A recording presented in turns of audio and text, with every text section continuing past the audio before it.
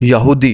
आप लोग सोचते तो होने कि यहूदी नस्ल का आगाज कैसे हुआ। आज से 4000 साल पहले हजरत इब्राहिम अलैहिस्सलाम अपने दोनों बेटे हजरत इसहाक और हजरत इस्माइल अलैहिस्सलाम को किनान मौजूदा इसराइल और फलस्तीन में लेकर आबाद हो जाते हैं। अल्लाह ने तुरात में इब्राहिम के दोनों बेटों से वादा किया कि वो उन्हें एक अजीम कौम देगा और ये बहुत बड़ी तादाद में होंगे। हजरत इस्माइल अलैहिस्सलाम मक्का में आबाद हो जाते हैं, जबकि हजरत इसहाक और हजरत इब्राहिम किनान मौजूदा इसराइल और फलस्तीन में ही रहते हैं। हजरत इसहाक के बेटे हजरत यकूब अलैहिस्सलाम थे। यकूब अलैहिस्सलाम के 12 बेटे थे, जो कि बाद में 12 कबीले बने। इन 12 कबाइल को बनी इसराइल कहा जाता था। हजरत यकूब के 12 बेटे शदीद कैद साली की वजह से किनान को छोड़कर मिस्र आबाद हो जाते हैं, जहाँ शुरू में तो इनको जरखेज जमीन दी गई, लेकिन मिस्री फिरौना ने इन्हें मुबैना तौर पर अपना गुलाम बना लिया। बनी इसराइल 400 साल की गुलामी के बाद अल्लाह ने लावी कबीले की इब्रानी पैगंबर हजरत मूसा अलैहिस्सलाम को फिरौन से इस कौम की रिहाई के लिए भेजा। हजरत मूसा अलैहिस्सलाम मौजूदाना तौर पर बनी इसराइल की कौम को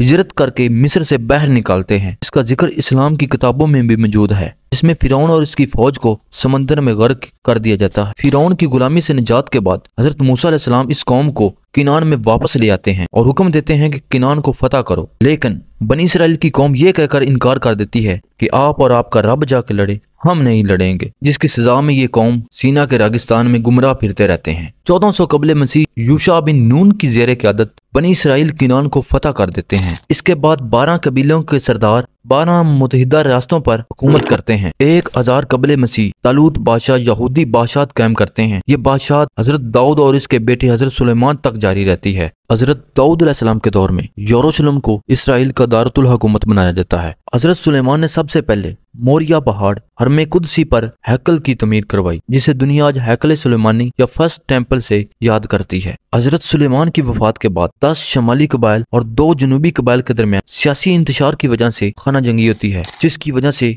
बनी इसराइल को 2 हिस्सों में तकसीम किया जाता है, रियासत इसराइल और ममलकत यहूदा। तकसीम का फायदा उठाते हुए शामी हुक्मरान तुलगत पलासर सोम ने शमाली इसराइल पर कब्जा कर लिया और ये 10 कबाइल दुनिया के मुख्तलिफ हिस्सों पर हिजरत कर गए, जिन्हें आज भी 10 गुमशुदा कबाइल कहा जाता है। अब बाकी रह गए बनी इसराइल के 2 कबाइल, यहूदा और बनियामीन। असल में यहूदी नस्ल का आगाज इन 2 कबाइल से शुरू होता है, खास तौर पे यहूदा कबीले से। 586 कबले मसीह बाबलियों ने ममलकत यहूदा यानी यरूशलेम पर भी कब्जा कर लिया और हैकल सुलेमानी को तबाह कर दिया। इसके बाद यहूदी आबादी को बाइबल यानी मौजूदा ईरान जलावतन कर दिया गया। फारिस के अजीम सारिस ने बाइबल को फतह करने के बाद इसने यहूदियों को यरूशलेम वापस जाने और शहर और दूसरे हैकल को तमीर करने की इजाजत दी। 63 कबले मसीह यरूशलेम एक रूमी सूबा बन गया और रोम के मुकर्रा बादशाह हेरोड द ग्रेट ने हैकल की तोसी और उसको मजीद खूबसूरत बनाने का हुक्म दिया। 70 ईस्वी में रूमी अफवाज ने टाइटस के तहत यहूदियों की बगावत के जवाब में यरूशलेम